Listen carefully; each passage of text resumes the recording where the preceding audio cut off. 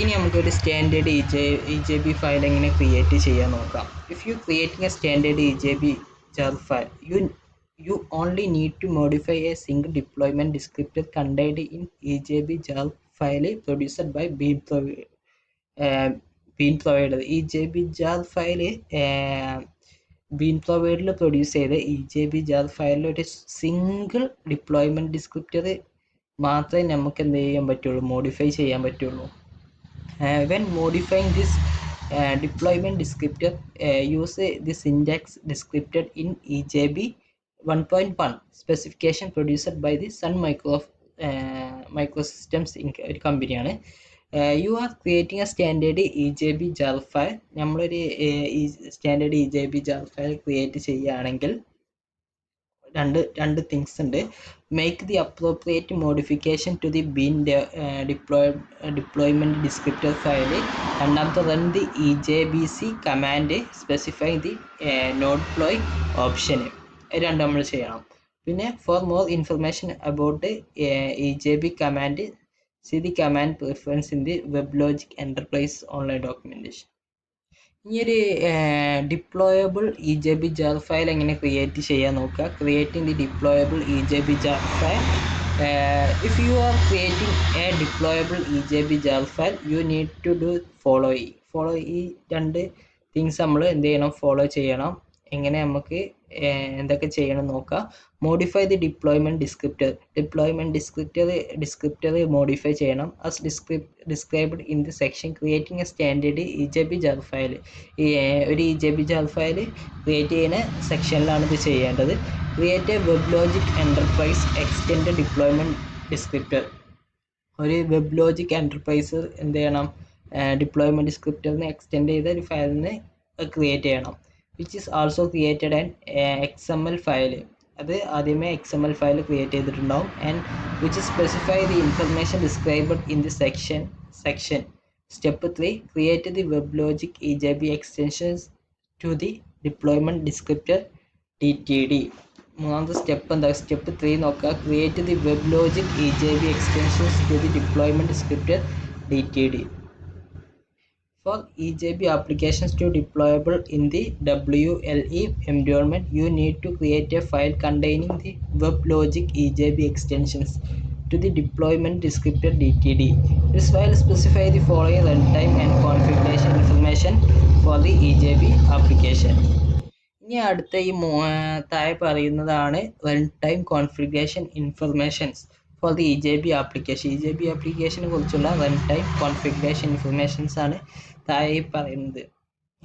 ഒന്നാമത് custom application startup and shut down properties. രണ്ടാമത് registration of the applications home interfaces. മൂന്നാമത് persistence informations.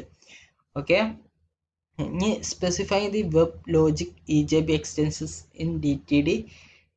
The file that include the WebLogic EJB extensions to the deployment descriptor DTD must this following DTD reference at the beginning. Okay, doc type WebLogic EJB extensions system WebLogic EJB extensions .dtd. Okay, specify the module initializer class. ഇനി ഈ പറയുന്നതൊക്കെ module initialiser ക്ലാസ്സിലുള്ളതാണ്. Server application startup and shut down can be handle automatically by the EJB container. EJB കണ്ടെയ്നറിന് സ്വയം എന്ത് ചെയ്യാൻ പറ്റും, സ്റ്റാർട്ടപ്പും അതേപോലെ തന്നെ ഷട്ട് ഡൗണും ഒക്കെ ചെയ്യാൻ പറ്റും. However if you have special server initialisation or shut down requirement use the module initialiser class name element in the logic extension. നമുക്ക് ഇനി പ്രത്യേകിച്ച് എന്തെങ്കിലും വേണം, ഷട്ട് ഡൗൺ റിക്വയർമെൻറ്റ്സ് എന്തെങ്കിലും വേണമെന്നുണ്ടെങ്കിൽ module initialiser class name element WebLogic extension വെച്ചുകൊണ്ട് എന്ത് ചെയ്യാനൊക്കെ പറ്റും. അതൊക്കെയാണ് ഇതിൽ പറയുന്നത്. അതിനെ കുറിച്ചൊരു ഇതാണ്. പിന്നെ XML DTD സിൻറ്റാക്സ് ഒക്കെ കൊടുത്തിട്ടുണ്ട്. അതാണ് XML DTD syntax.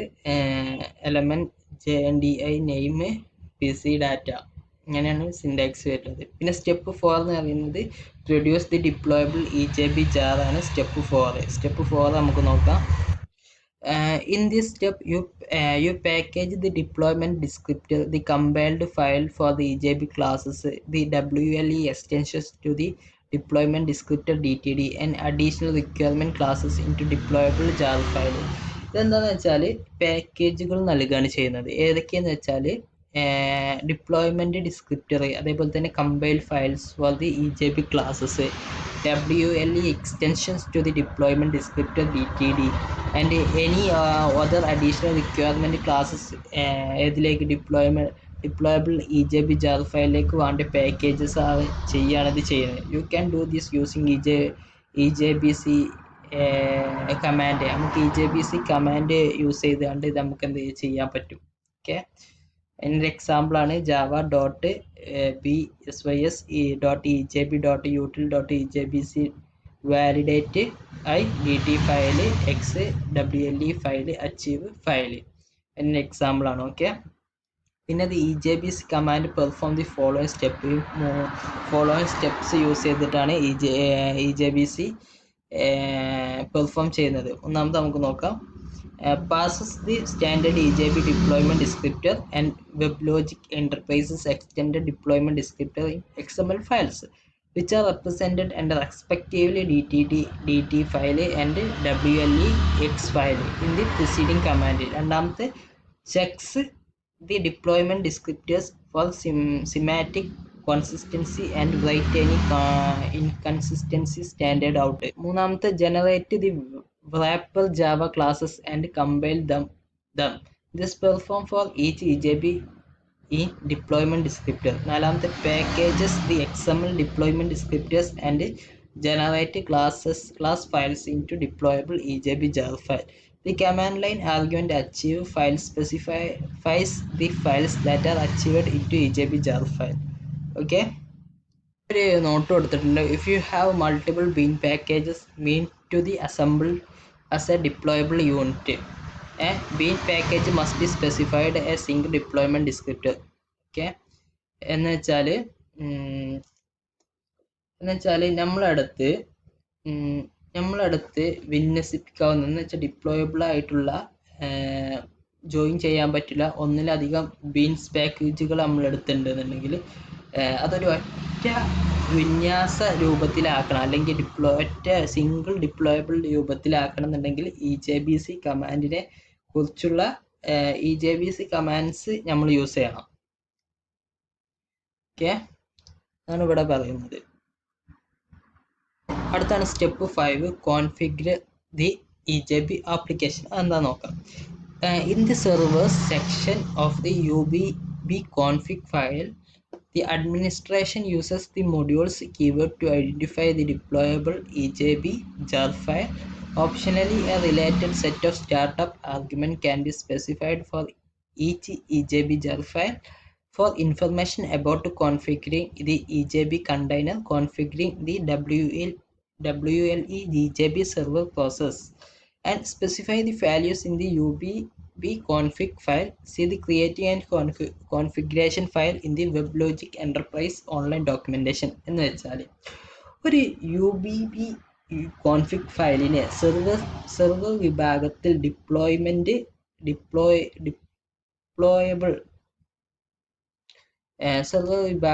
ഡിപ്ലോയബിൾ EJB jar ഫയലുകൾ തിരിച്ചറിയാൻ അഡ്മിനിസ്ട്രേറ്റർ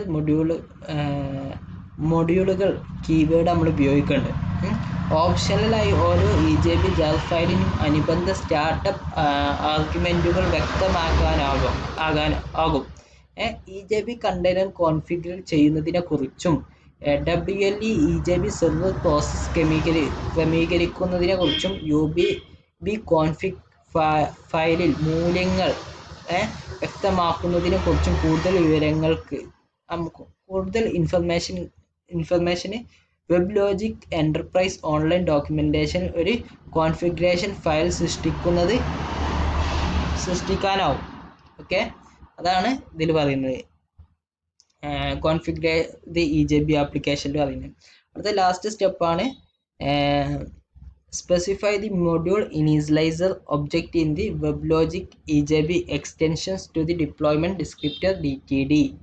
ചെയ്യുന്ന വെച്ചാൽ ഒരു ഡിപ്ലോയബിൾ ഡിസ്ക്രിപ്റ്റർ DTDയിലേക്ക് എന്ത് ചെയ്യുക, വെബ് ലോജിക് EJB എക്സ്റ്റെൻഡ് ചെയ്യുന്ന മൊഡ്യൂൾ ഇനീഷ്യലൈസർ ഒബ്ജക്റ്റിനെ വ്യക്തമാക്കുകയാണ് ഇവിടെ ചെയ്യുന്നത്. അത് നമുക്ക് നോക്കാം. Server application startup and shutdown can be handled automatically by EJB container. EJB container ആണ് സെർവർ ആപ്ലിക്കേഷനിൽ സ്റ്റാർട്ട് ചെയ്യുന്നത്, അത് ഷട്ട് ഡൗൺ ചെയ്യുന്നൊക്കെ ഓട്ടോമാറ്റിക്കലി ഹാൻഡിൽ ചെയ്യുന്നത് നമുക്കറിയാം, നേരത്തെ പറഞ്ഞാണ്. However, if you have special server initialization or shutdown requirement, you need to implement an application entity called module initializer object.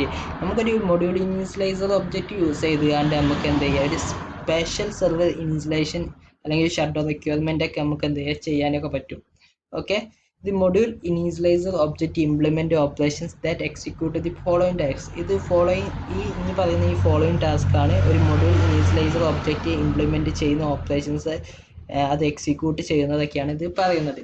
ഒന്നാമത്തെ perform a basic module initialisation എന്ന് വെച്ചാൽ EJB jar file deployment operations which may include allocating resources needed by the EJB jar file.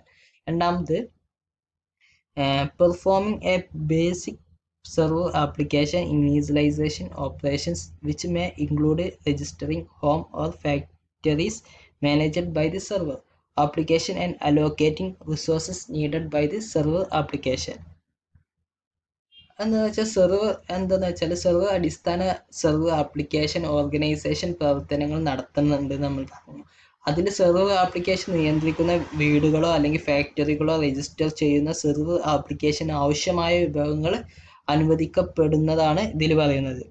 Okay, എന്താണെന്ന് വെച്ചാൽ അതിന് കിട്ടിയ request perform the server process shut down and clean up procedure when the server application has finished servicing request എന്ന് വെച്ചാൽ server ആപ്ലിക്കേഷന് കിട്ടിയ request അതിൻ്റെ പ്രവർത്തനമൊക്കെ സേവനങ്ങളൊക്കെ ചെയ്ത് കഴിഞ്ഞാൽ ഷട്ട് ഡൗൺ ചെയ്യുന്നതിനോടൊപ്പം ക്ലീനപ്പ് പ്രൊസീജിയേഴ്സും ചെയ്യും. ഓക്കെ, ഇനി you may implement this module initializer object by creating module initializer class that derived from com.beasys.toobj.server and implement the following two methods on the class. ഒന്നാമത്തെ initialise ആണ്, ഇനീഷ്യലൈസും അതേപോലെ തന്നെ റിലീസും ഉണ്ട്. ഇനീഷ്യലൈസ് പറഞ്ഞാൽ the initialize method is invoked when the EJB jar file loaded. EJB jar file load ചെയ്യുമ്പോഴാണ് initialize invoke ചെയ്യുക. Generally when the WL server process is booted. രണ്ടാമത്തെ release. The release method is invoked when the WLE server process is shut down or when the EJB jar file is redeployed and another server process. Okay, the release method invoked when the release method invoke ചെയ്യുക when the WLE server process എന്ത് ചെയ്യുമ്പോൾ shut down ചെയ്യുമ്പോൾ, അല്ലെങ്കിൽ when the EJB jar file redeployed to another server process. അങ്ങനെ ആയാൽ മാത്രമേ ഉള്ളൂ release method invoke ചെയ്യുക. ഓക്കെ, അത്രയുള്ളൂ ഇതിൽ പറയുന്നത്. Okay, thank you.